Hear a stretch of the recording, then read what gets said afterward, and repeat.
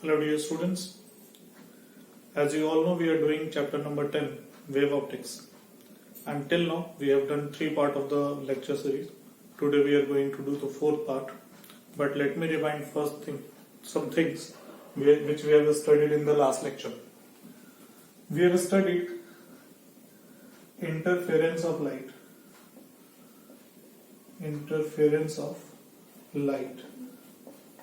I have told you if two waves of same frequency having zero or constant phase difference, if they superpose each other, of course they are moving in the same direction. So if they superpose each other, then the intensity of the resultant wave gets redistributed and becomes maximum at some point and minimum at some other points. This thing is called interference of light. We have derived the condition for constructive interference.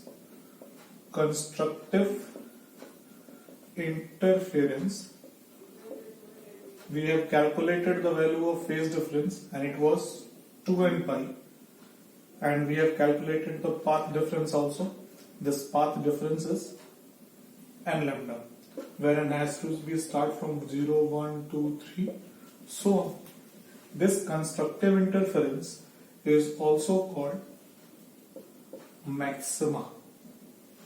Is it clear? We have also studied about destructive interference.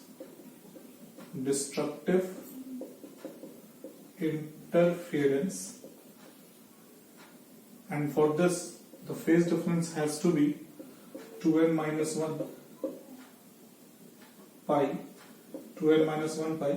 where n starts from 1, 2, 3, so on, and path difference was 2n minus 1 lambda by 2, and it starts from 1, 2, 3, so on.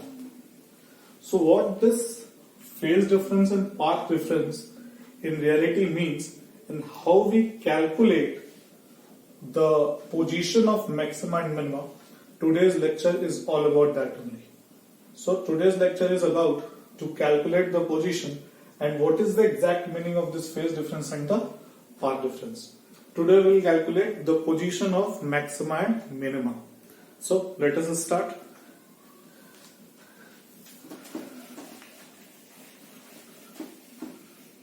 So today's topic is position of maxima and minima. Position of maxima and minima. So let us start. Suppose here we have our first source S1, here we have second source S2. The separation between S1 and S2 is small d. This is the center of S1 and S1. Say it is C. Here we have a screen. This is our screen. Okay. From C, the center of the screen is O. And this very separation from here till here, it is capital D. Okay. Now we have taken one point over here. Let this point be P. And from O to P, this distance is Y. Now what happens? From S, the wave reaches to P. From S1, the wave reaches to P. From S2 also the wave reaches to P. Okay? Is it clear? From S1 wave reaches to P. From S2 wave reaches to P. Obviously the wave which is going from S2, it is traveling longer distance.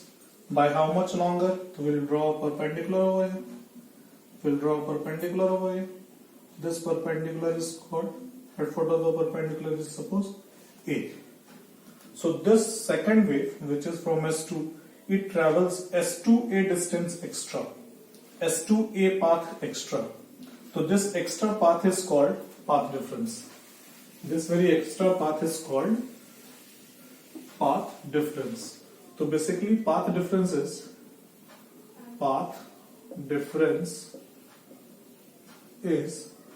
S2A, which is represented by a small p. Okay. Now more things. From here till here it is D. From here till here it is Y. From here till here it is also equal to D. But what is the distance from here till here? Or what is distance from here till here? What should be the distance? Okay. What I am telling is that S1, S2 is very small. It is about 2 mm to 3 mm. Okay. And this distance CU, which is equal to capital D, is very large. Okay. So if I draw a line over here, and this line, it tells us the angular position of the point P with respect to C. This line tells angular position of point P with respect to C. Now what happens if you see this right angle triangle? OP is also very small. So now we have a right angle triangle whose base is very large, whose hypotenuse is very large, but its perpendicular is very small. Okay, I have a right angle triangle whose base is very long, whose perpendicular is very small, whose hypotenuse is very large. So what I am going to do is I am going to take this CP as capital D only. Like CP is equal to CO. How? Let us see. Suppose when we have a triangle, right angle triangle. Suppose this distance is 1 meter as it is, and this distance is 1 mm. So how much this distance will be? So this is hypotenuse of the triangle. So hypotenuse of the triangle will be equal to 1000 mm square plus 1 square. It will become under root 1, 2, 3, 4, 5, 6, 0 and then 1. It will become this much. And if you take the square root of this one, it will become 1000 only, which is equal to what? 1 meter. This is what? This is your hypotenuse, h. So h comes out to be what? 1 meter. If this distance is very small, then base and hypotenuse becomes equal, approximately equal. So this happens here. It happens here. This distance is very large, this is very small, this is very small. So what happens? We take CP as our capital D, we take S2P as our capital D, we take S1P as our capital D. Is it clear? Now more thing. If this angle is theta, basically this angle is theta, so this angle is going to be 90 minus theta. If you are able to see, this angle is going to be 90 minus theta. Now just see, it is a right angle triangle over here. It is a right angle triangle over here. So if this angle is 90 minus theta, so this angle is going to be theta. Is it clear? This angle is going to be what? Theta. This angle is theta. This is going to be 90 minus theta. So this angle is going to be what? Theta only. Is it clear? So this angle is theta. So now I am going to take from figure, I am going to calculate the value of sine theta. So sine theta is equal to perpendicular upon hypotenuse. So for this bigger triangle, the perpendicular is OP and the hypotenuse is CP. And for this smaller triangle, perpendicular is S2A and hypotenuse is S1, S2. From here what we get? We get OP is equal to Y. CP can be approximately taken as capital D, which is equal to S2A, it is our path difference is small p, S1, S2, it is equal to D, separation between the slits. So what we are going to hear from, we have Y is equal to P capital D upon small d. So this is the equation which gives us the value of Y for a given point. Okay, for a given point. This value of Y depends on path difference. This value of Y depends on path difference. And value of path difference for maximum and minimum we have. We'll put the value and we'll try to understand where the maximum and minimum will be formed. Let us see. Now this diagram is not required anymore.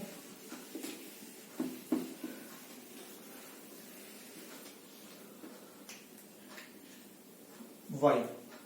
We have y is equal to P capital D upon small d. So for positions of maximum, this path difference is given by n lambda, where n starts from 0, 1, 2, 3, so on. If you put this value over here, then y is equal to what we are going to have, n lambda capital D by small d. This, what is y? Y was the separation, the position of the point P with respect to center of the screen. So from the center of the screen, at which distance the maximum will be formed, we can have this equation. We can have from this equation, and the value of n is going to be 0, 1, 2, 3, so on. Okay? So let us put the values over here and let us see where the maximums are being formed. So for central maximum, n is equal to 0. And if n is equal to 0 over here, what we are going to have? We are going to have y0 is equal to 0. Okay? For first maximum,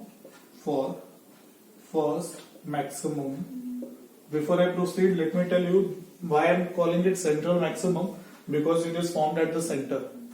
The distance from the O, the diagram was like this only, no? It was like this. This was the center of the screen, and here the point P is. This very distance was y. Now y comes out to be 0, means the first maximum, that is the central maximum, forms at the center only. That's why it is called central maximum. And where will the first maximum will be formed? So for first maximum, we are going to put n is equal to 1. And if put n is equal to 1 over here, what we are going to have? We are going to have y1 is equal to lambda capital D by small d. Lambda capital D by small d. Is it clear? This is the position of first maximum with respect to origin, with respect to center of the screen. It is above the screen, above the center point also, below the center point also. Okay? For second maximum,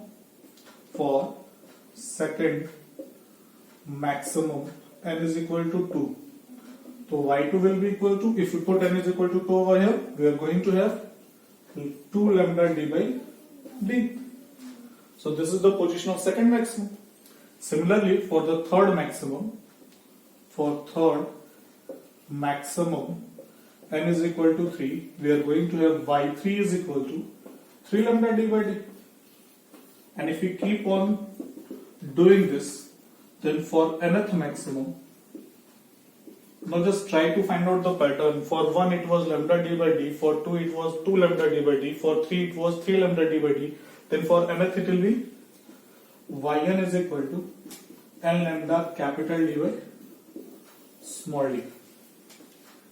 So this is the formula for position of nth maximum, and this position is with respect to origin, means center of the screen.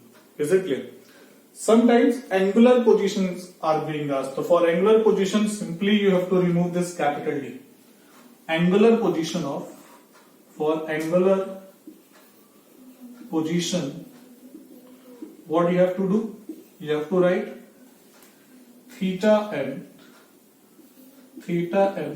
you will have n lambda by small d.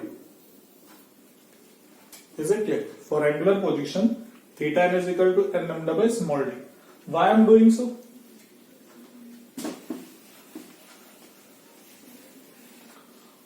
I am doing so because angle is equal to arc upon radius. Arc upon radius. Is that clear? So this yn behaves as arc and this capital D behaves as radius. So for theta n, if you put the value over here, n lambda capital D by small d, whole upon radius capital D will be cancelled out. So theta n will be equal to what? What I have told you. I have told you for a easier way. Just remove that capital D, you will have the angular position. Is it clear?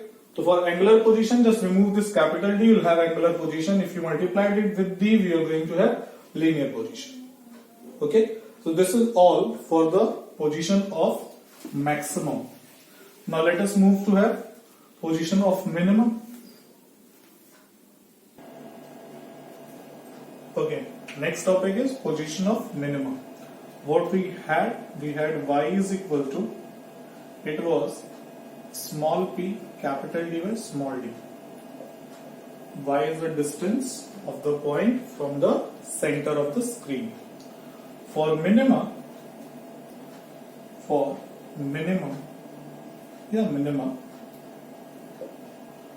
we have studied yesterday that p is equal to 2n minus 1 lambda by 2. Let us put this value over here. Then we have y is equal to, if you put this value over here, we are going to have 2n minus 1 lambda d by 2d. So this expression will tell us the value of position of minima with respect to center of the screen. We have to put the values here, and n starts from 1, 2, 3, so on. So as we have done in the case of maximum, we are going to do it for the minimum also. For first minimum,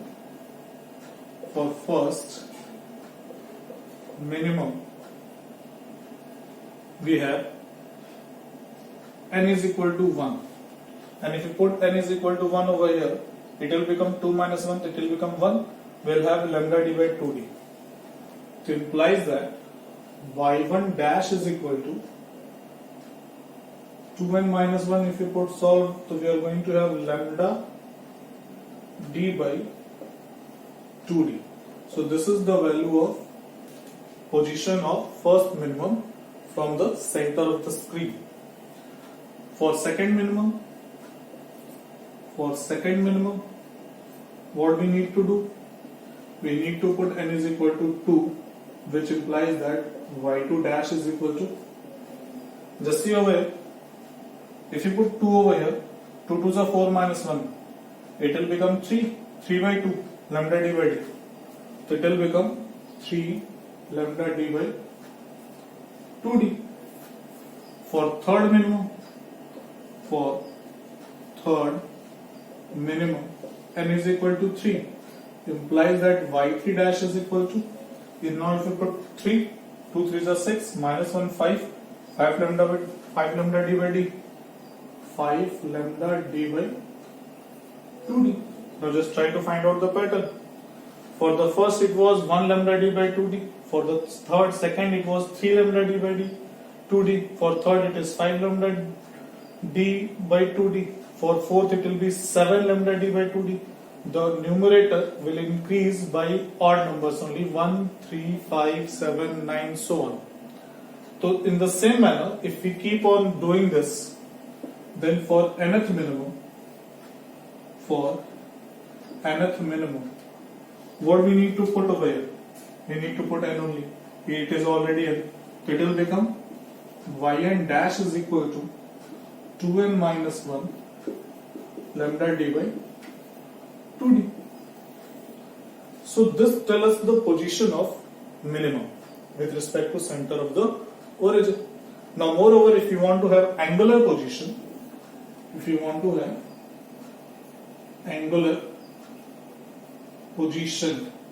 then theta n dash will be equal to, just remove that capital D, I have told you the reason. So what we are going to have, 2n minus 1 lambda upon 2d. This is the angular position of minimum. This is the linear position of minimum. How this angular position and linear position and how this maximum and minimum will be formed, let us see and analyze it with the help of a diagram. Need not to worry all the things. If you are not able to note down right now, you can pause the screen, you can note down. But if you are not able to do so, But in the description link I have provided a link to write the notes. Okay. Now we are going to analyze the formation of maximum and minimum. The first thing we are going to analyze formation of maximum. What we have studied, for the maximum the path difference should be n lambda, the phase difference should be 2n pi, and the position of nth maximum is given by n lambda capital D by small d. Let us analyze the situation how this maximum is being formed. We have two slits, one is say S1, another is S2. This is your S1, this is your S2. We have a screen over here. Let this distance be capital D. Now we have been told that at the distance of, for the first maximum, what we are going to have, for the first maximum we are going to have the value of n is equal to 1 lambda d by d. At the center it is 0, no problem is there. At the center, or let us analyze the center one also. So for the center one, let us see. Now from here, if the wave reaches to the center, and from here if the wave reaches to the center, they will travel the same path, same length of path, from here till here, from here till here, because it is kept in symmetry only. So if they are traveling same path, then there will be no path difference. P is equal to 0. For center n is equal to 0, so P comes out to be what? 0. The wave which travels from here and the wave which travels from here, there is no path difference. There is no phase difference. Then the wave here reaches at the center, the two waves reach at the center, they superpose each other and form maximum because they are in same phase. But what happens if we take some other point?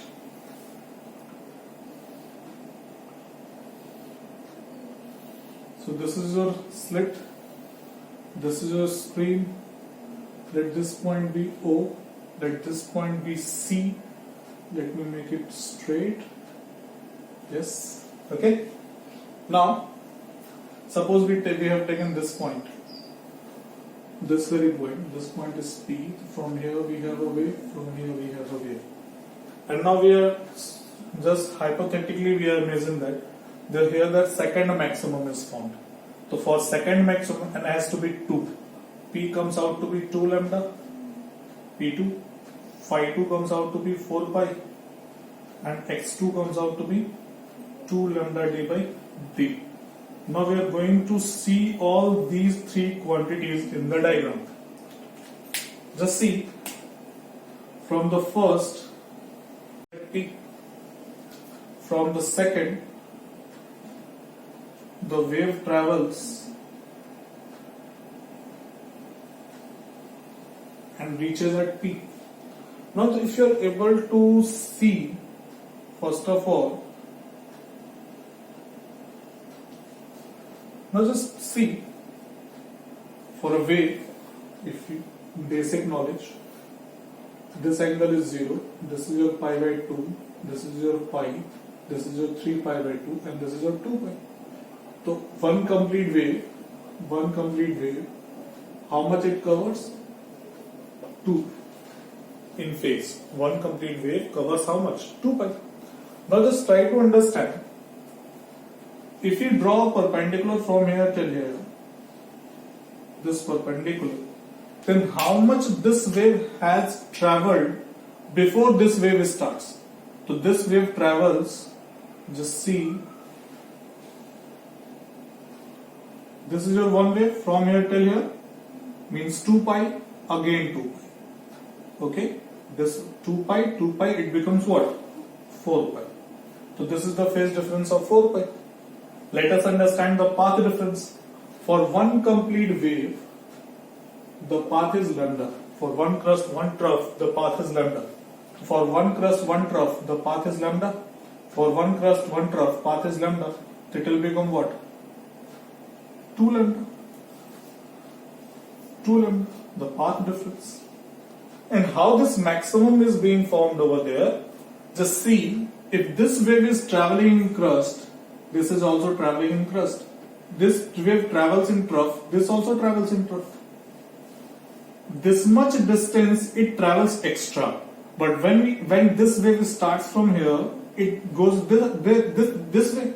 So both the waves are in crust now, both the waves are in trough now. So they move together. They move in same phase. And what we get over here? We get a maximum because they are meeting in same phase. Crust meets.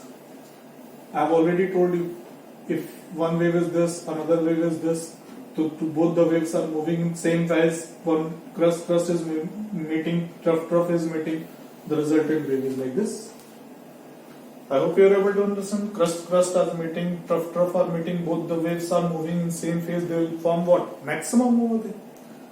But what happens in the case of minimum? What happens in the case of minimum? Let us analyze that also.